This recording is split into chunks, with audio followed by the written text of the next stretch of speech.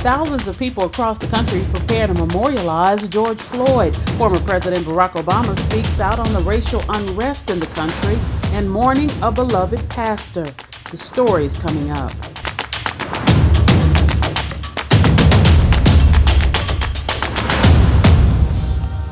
Hi, I'm ReShonda Tate Billingsely with your weekly Defender News Wrap, where we bring you the biggest news stories from the Black community. A full autopsy of George Floyd, the handcuffed black man who died after being restrained by Minneapolis police, has been released, and it shows that Floyd had previously tested positive for COVID-19 and suffered a heart attack while being restrained by officers.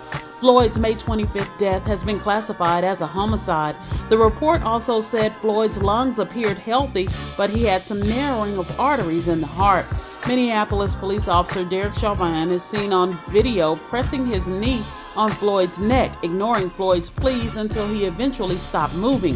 It sparked nationwide protests in all 50 states. Violent encounters between police, protesters, and observers have inflamed the country. All 4 officers in the case have now been fired and charged. The memorial services to honor George Floyd are taking place in 3 different cities over 6 days, with a chance for mourners to pay their respects. The organizers of the memorials want to acknowledge the meaning Floyd had in his life to his large family and the broader meaning he has assumed in death. The first service took place June 4th in Minneapolis, where Floyd resided at the time of his death. A second memorial in North Carolina, where Floyd was born 46 years ago. The third and final service will take place in Houston, where he was raised, at 11 a.m. on Tuesday, June 9th at the Fountain of Praise. A public viewing will take place the afternoon before in Houston.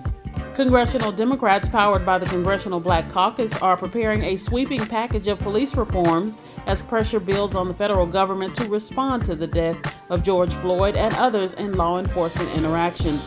Lawmakers on Capitol Hill are working furiously to draft what could become one of the most ambitious efforts in years to oversee the way law enforcement works. The legislation is expected to include changes to police accountability laws, such as revising immunity provisions and creating a database of police use of force incidents. Revamped training requirements are planned too, among them a ban on the use of chokeholds. Former President Barack Obama called on all mayors to review their use of force policies and commit to policing reform in a virtual town hall. Obama's voice will add weight to the growing pressure on local, state, and federal officials to pursue policing reforms. The former president praised young people, specifically young people of color, for taking to the streets. He also commended those in law enforcement who want to see policing reforms in the U.S. and urged people to vote as well as participate in demonstrations. Texans coach Bill O'Brien spoke candidly recently about the death of George Floyd and the state of race relations in America. O'Brien said to see discrimination of any kind against an innocent man who was murdered out of evil and ignorance breaks his heart. He added that people have to stand with the black community, saying that Floyd and his family had been on his mind since the Houston native was killed at the hands of Minneapolis police. O'Brien has said some of our leaders must also do better, citing recent statements from former Presidents Bush and Obama. Pick up the Defender for complete coverage on George Floyd. And finally, the Houston community is mourning the loss of Pastor Manson B. Johnson III. The beloved minister had been with Holman Street Baptist Church for more than 40 years.